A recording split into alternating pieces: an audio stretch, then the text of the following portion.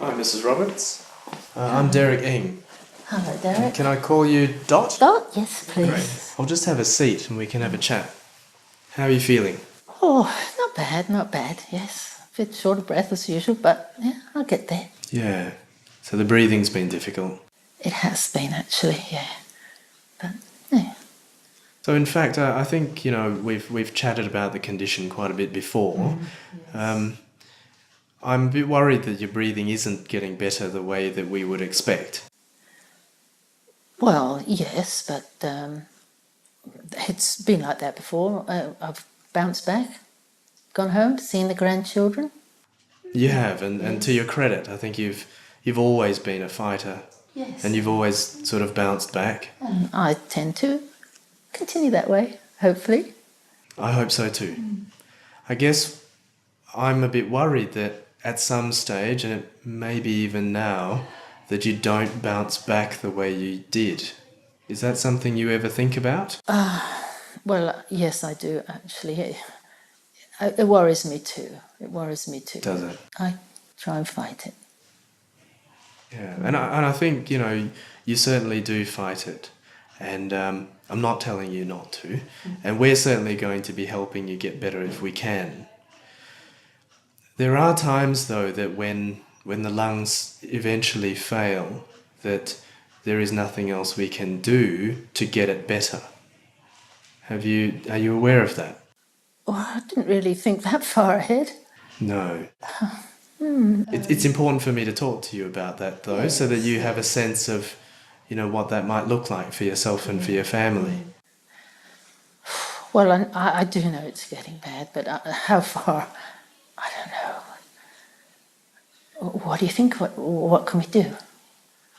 So what we can do is make sure we try and improve your lungs, try and help your breathing as much as we can, and there is the palliative care team we can get to see you to get your breathing as comfortable as possible. Yes. I guess it's important for you to realise that if your heart and your lungs do fail, that you might die. It's unpredictable when that could happen.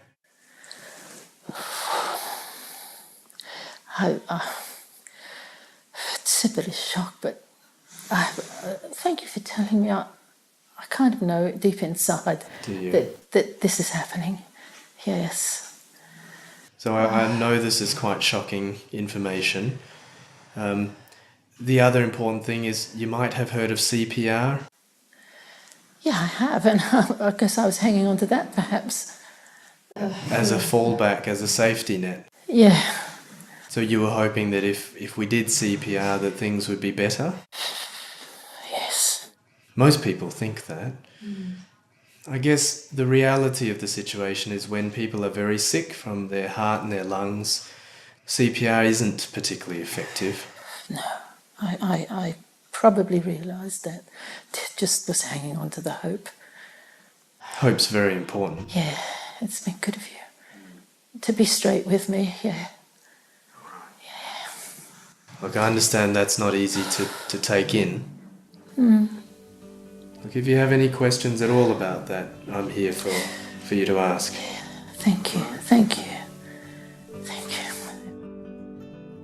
I think cardiac arrest has to be the most gentle way a person could die. And people want often to die gently and peacefully. And so doing CPR potentially takes that away from them.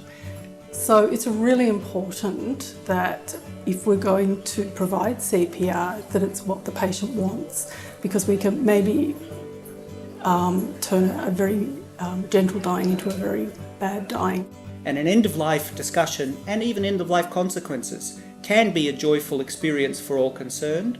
And if you are part of the equation and if you are part of the partnership, you get a chance to share that and feel rewarded and vindicated in your decision to enter into a career in medicine.